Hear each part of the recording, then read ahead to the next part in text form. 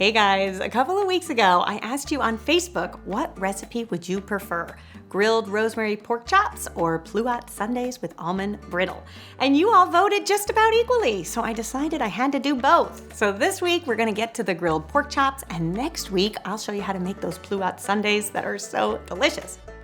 So now for the grilled pork chops. I love this recipe because most of it can be made on the grill and it makes for such a pretty presentation.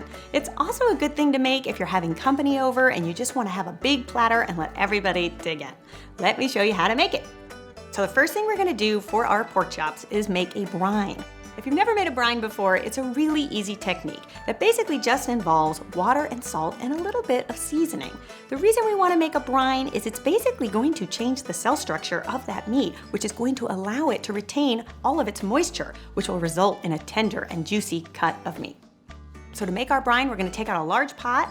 We're going to fill it with 6 cups of water, 3 tablespoons of salt, 3 tablespoons of brown sugar, 4 whole rosemary sprigs, 3 cloves of smashed garlic, a tablespoon of fennel seeds, and a tablespoon of whole peppercorns. So we're gonna set our pot on a medium-high flame, and this will allow all of that salt and sugar to dissolve. And at the same time, it will also allow that rosemary and the fennel seed and the peppercorns to infuse this brine with a delicious flavor. It's almost like steeping a tea. Now, here is a critical step when dealing with brine and meat. You want to make sure that that brine is completely cooled before you put your pork chops in. Otherwise, what's going to happen is you're basically going to cook those pork chops before you're ready to serve them. And that's not going to be any good, boiled pork chops. So you want to make sure that it's completely cool. Now for this recipe, we are going to use bone-in, center-cut pork chops. And that's another way to make sure that your pork is nice and tender and juicy is to buy it on the bone.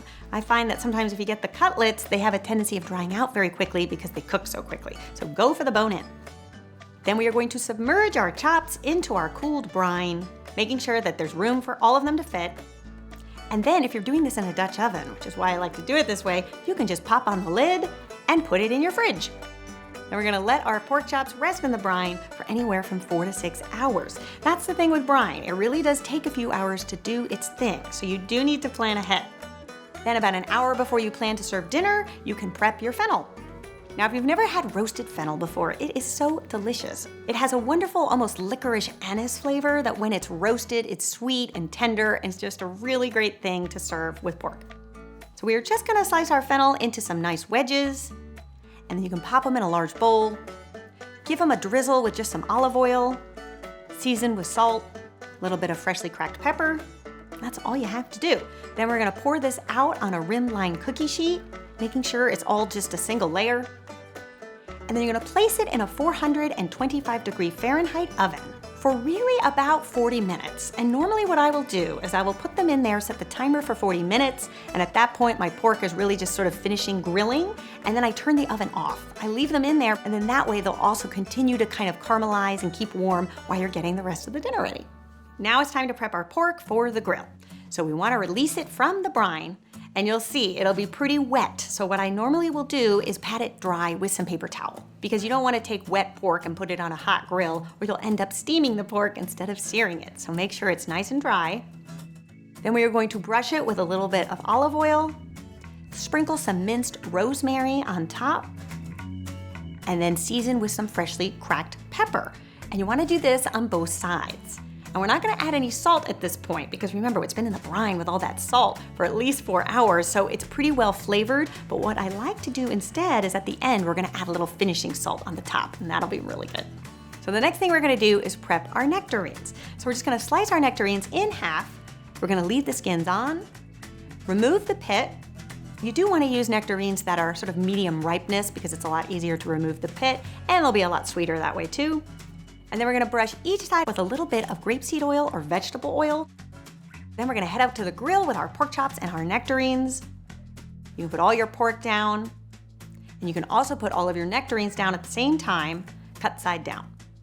Now, pork is one of those meats that you don't wanna overcook. So it really has to do with how thick your chops are. If they look like mine and they're about 3/4 of an inch thick, then I say go about 7 to 8 minutes on the first side. Then you can flip them, and at the same time, remember to flip those nectarines, And then you can go another 6 to 7 minutes on the other side. You know when they are done when you touch the top of the pork chop and it feels like the edge here of your thumb. That's really how you can know that it's done. If you go in here and it feels like this, kind of mushy, it's not done yet. So sometimes that can be an easy way to test if your pork is done. So once everything is good to go, you can remove the pork and the nectarines from your grill. And then we are going to assemble this beautiful platter. So I like to use something long and rectangular. And then I will lay all of my pork chops up the middle. And then you can put all of your roasted fennel on one side and see how beautiful that roasted fennel turns out to be. It's nice and wilted and caramelized, and it just looks so beautiful alongside the grilled pork.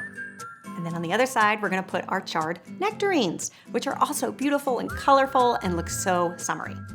And then as promised, we are going to top our grilled pork with a little bit of Maldon Sea Salt or fleur de sel salt, whatever you may have.